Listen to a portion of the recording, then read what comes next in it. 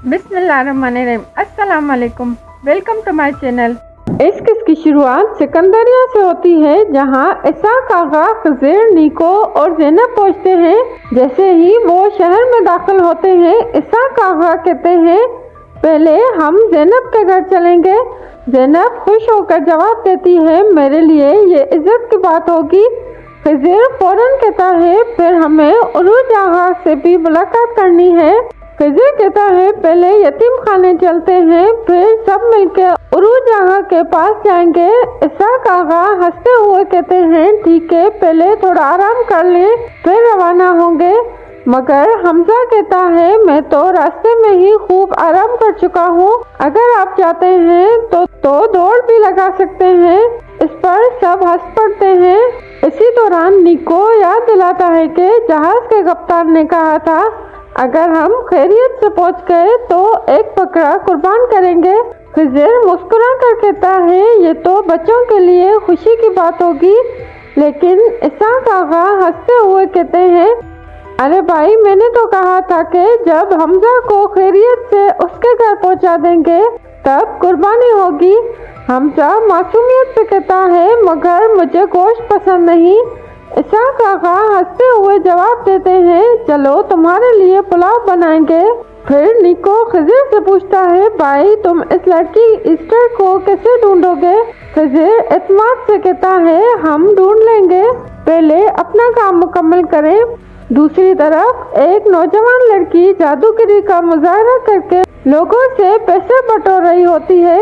इसी दौरान इसाक आगा वहां पहुंचते हैं और रश देख कर पूछते हैं, खैर तो है?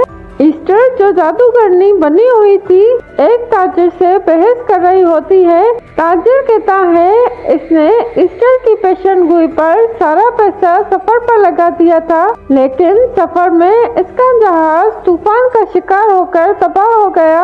ईस्टर माजरत करते हुए कहती है, मैं तुमसे पैसे भी नहीं लूंगी। ताजिर हैरान होकर पूछता है, तुम्हें कैसे पता चला? मेरी हालत खराब है। ईस्टर मुस्कुरा कर कहती है, तुम्हारे मैले कपड़े और थकी आंखें बता रही हैं कि तुम्हें घर से निकाल दिया गया है।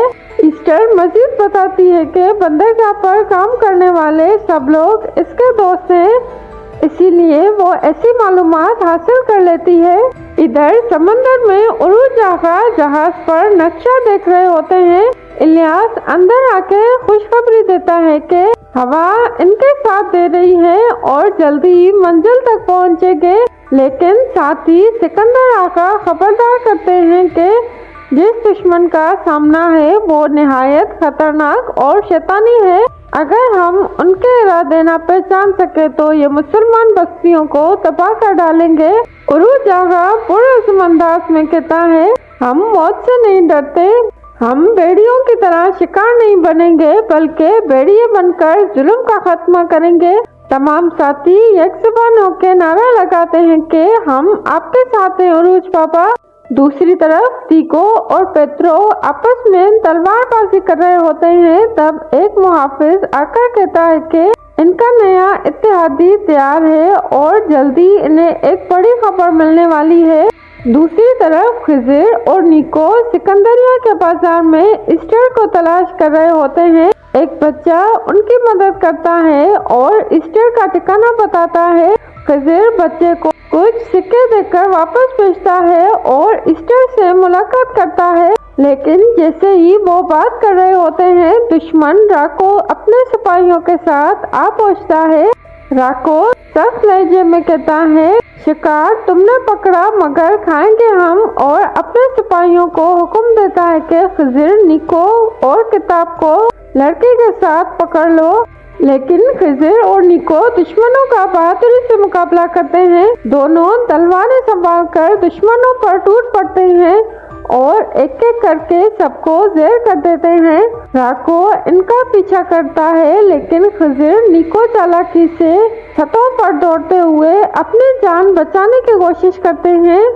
बस यहाँ इस एपिसोड का अख्तिताम होता है। अगर आपको वीडियो पसंद आई तो लाइक और शेयर करना ना भूलें और बेल आइकन जरूर दबाएं ताकि हमारी हर नई आने वाली वीडियो की नोटिफिकेशन बर वक्त आपको मिल सके।